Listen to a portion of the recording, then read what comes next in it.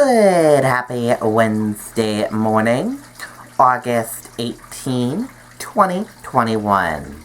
I'm Riley King. Welcome to this Wednesday morning edition of the Riley King Newscast, right here on the Riley King Network. We have a lot of news to get to this Wednesday morning, so let's get started and begin right now.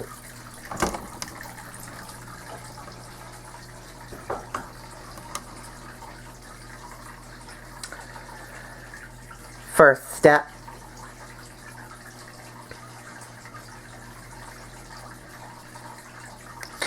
Manchester family awaits rescue from Kabul airport in Afghanistan. Let's take a listen to that video from WMUR News 9. Make the most of our short but sweet New England summers by playing hard and relaxing better. Mamie Tubbs has your answer to better recovery and... Aaron, overnight we heard from a Manchester woman who is with family visiting relatives in Afghanistan as this rapid Taliban takeover unfolded. She is at the Kabul airport right now with so many others trying to flee the country. We are not using her name because she fears she or her family could be put in danger if her identity is revealed. This morning she told us, quote, "It's a mixed feeling for all the Afghans and horrific feeling for Americans stuck here. We walked for 5 hours to reach the airport. All the streets were blocked, and everyone was on the street fleeing to get home safe." She says once they reached the airport, it was packed with thousands of people. Commercial flights were obviously canceled, and now they're there awaiting rescue. She tells us the Taliban is everywhere, saying, quote, "People are terrified of them, but there's a sense of security as no one has the courage to do anything wrong. They are scary and ugly. I'm so worried about my family." The office of Senator Jeanne Shaheen is aware of this situation. A spokesperson telling us, quote, "Senator Shaheen's office is in touch with the family and working diligently to secure their evacuation from Kabul. Due to privacy and security concerns, we cannot comment further on the specifics of ongoing casework. But the senator's office is continuing to work with the State Department to identify Granite Staters, Americans, and vulnerable Afghan individuals for swift evacuation. Okay, and there you go on that video and that report.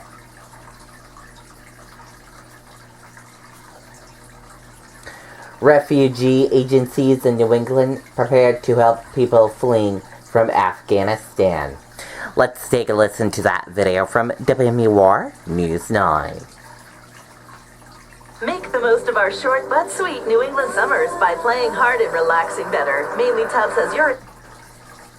As countless Afghans attempt to flee from the Taliban, refugee and immigration agencies in New England say the crisis in Afghanistan is too chaotic to anticipate what the evacuation process will look like. This is unprecedented, right? I mean, the U.S. Refugee Admissions Program, which we've been an implementing partner of for decades, has rules, it has regulations, it follows a course. The International Institute of New England supports the resettlement of two types of individuals: refugees, A person who has fled his or her home country into a neighboring country due to persecution. and special interest visa holders from Iraq or Afghanistan. These are people who had some affiliation with the U.S. government or military in those countries. As events have unfolded, their offices have been inundated with inquiries from Afghans who relocated weeks, if not years, in advance. These are people, on the phone with us in this moment, sending emails in this moment, showing up at our offices saying, how do I get my mother out, my brother out? Here's where they are in real time as they flee from one city to another in Afghanistan. Over the last month, IINE has relocated 5 individuals from Afghanistan to New England, none so far in New Hampshire. We know that the situation is changing so rapidly. We are prepared to welcome any Afghan families who are sent our way and in need of support, and we don't know how many that will be. And of course, we've seen these images, just hundreds of Afghans, or people rather, huddled into U.S. government planes. The IINE says it is preparing to process and place any individuals it's asked to, but as of yet, they've had no contact with U.S. officials regarding the current evacuee. Okay, there you go on that video and that report.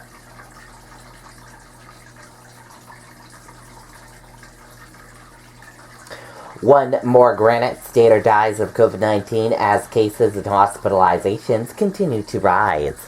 Let's take a listen to that video from WMUR News 9. Make the most of our short but sweet New England summers by playing hard and relaxing better. Mainly Tubbs has your... And now to the pandemic here in New Hampshire. There are 271 new cases of COVID-19 to report tonight. Active infections are now up to 1,800, with current hospitalizations now close to 70. And there is one new death tonight. Okay, and there you go on that video and that report.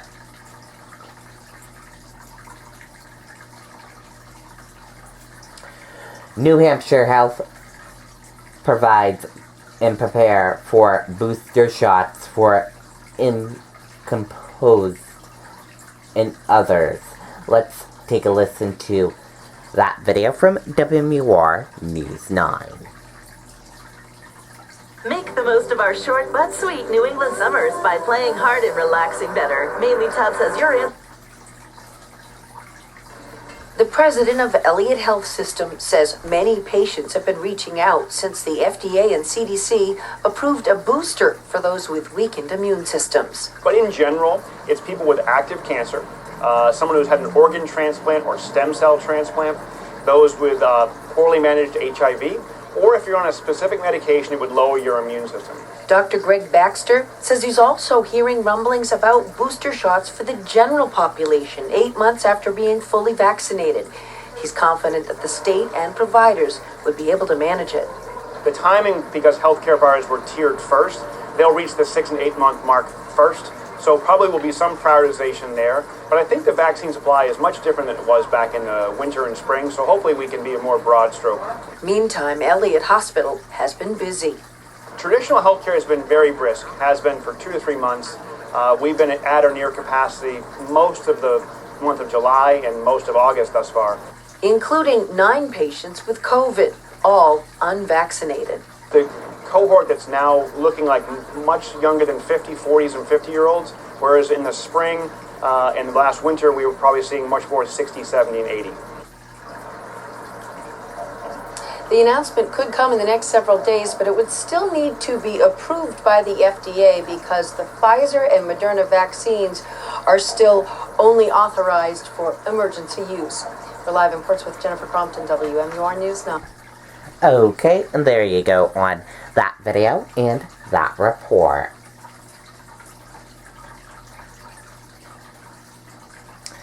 Bullet holes in bedroom damage 2 cars seen after gunshots heard in Manchester.